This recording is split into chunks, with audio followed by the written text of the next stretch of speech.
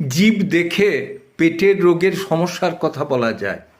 Tongue is the mirror of abdomen. যদি জিভে coating পড়ে থাকে, সর পড়ে থাকে, বা জিভে ঘা হয়ে থাকে, রিপিটেডলি ঘা হচ্ছে, সারছে না, তাহলে কিন্তু আমাদের এক কথায় ধরতে হবে রুগীর রাতে ঘুম হচ্ছে না, গ্যাস্ট্রাইটিসে ভুগছে, অথবা পার্মানেন্টলি তিনি হেপাটোবিলিয়ারি ডিসঅর্ডারে ভুগছেন বা প্যানক্রিয়েটাইটিসে ভুগছেন। তার গলা জ্বালা, বুক জ্বালা অবশ্যই থাকবে, এবং সর্বোপরি যেটা হবে, অল্প খেলে বুকে চাপ, গলা গিজগিজ করা, খিদে মন্দা হওয়া, মাথা ধরা, বিরক্তিভাব। এটা কিন্তু আমরা যে সমস্ত ডাক্তারবাবুরা প্রফেশনালি থাকেন তারা কিন্তু জিভটা দেখেই, কোটিং দেখেই বলে দেবেন যে উনি রিফ্লাক্স গ্যাস্ট্রাইটিস অথবা হেপাটাইটিসে ভুগছেন কি না।